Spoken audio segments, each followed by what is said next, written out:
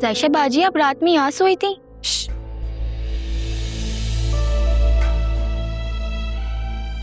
मैं यहाँ सोई थी, किसी को इस बारे में पता नहीं चलना चाहिए नूरी। अच्छा आप बेफिक्र है, मैं किसी को नहीं बताऊंगी।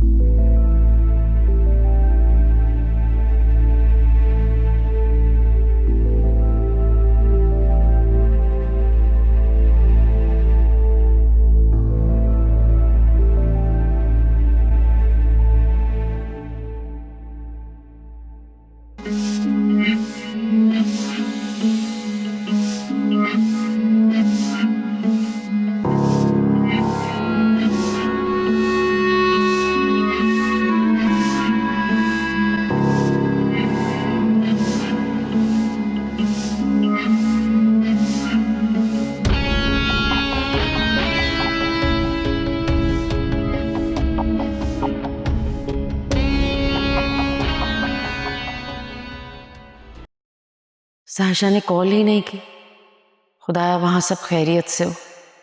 मैं राफे के जाने के बाद उसे खुद कॉल करूंगी। अम्मी, मैं देख रहा हूँ जब से आप ताया अब्बू के घर से वापस आई हैं कुछ परेशान लग रही हैं। कोई बात हुई है क्या? क्या मैं राफे को सब बता दूं? नहीं, साहिशा ने मुझे मना किया है, नाराज हो जाएगी वो। अम्मी कुछ बात है तो मुझे बताएं आप। क्या जायशा के साथ उन लोगों ने कोई मिसबिहेव किया है? जायशा ने आपसे कुछ कहा है इस बारे में? नहीं बेटा, ऐसी कोई बात नहीं है, तुम फिक्र मत करो। तो फिर परेशान क्यों हैं आप? जायशा और अरीशा दोनों चले गए ना, इसीलिए घर खाली खाली लग रहा है। बस वो अकेलेपन का सोचकर घबराहट हो रही, और कुछ भी नहीं। अच्छा चलें फिर, वापसी में मैं अरीशा को लेता हुआ। नहीं बेटा, कुछ दिन वहीं रहने दो, भाभी उसे लेकर गई है वहां।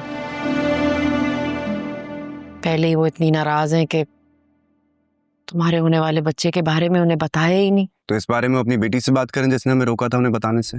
हाँ तुम ठीक कह रहे हो, लेकिन बेटा अब तुम्हें मजीद एहतियात करने की जरूरत है।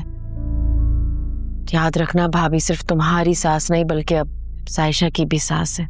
अच्छा ठीक है, मैं ख्याल रखूंगा। रात को ऑफिस से आते वक्त लेट हो जाऊंगा तो परेशान नहीं होएगा। ठीक है बेटा, खैरियत से जाओ। अम्मी, आप अब तक मुझसे नाराज हैं?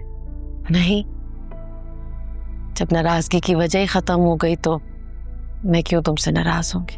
तो फिर क्या बात है, पहले की तरह आप मुझ पर दम ही नहीं करती?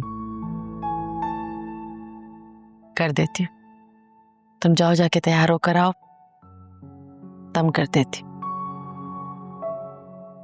ठीक है।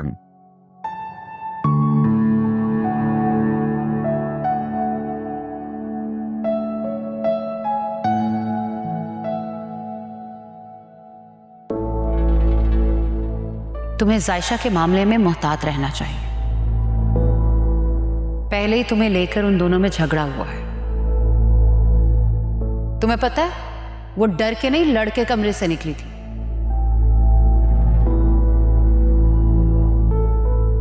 मैं यहाँ सोई थी, किसी को इस बारे में पता नहीं चलना चाहिए नूरी।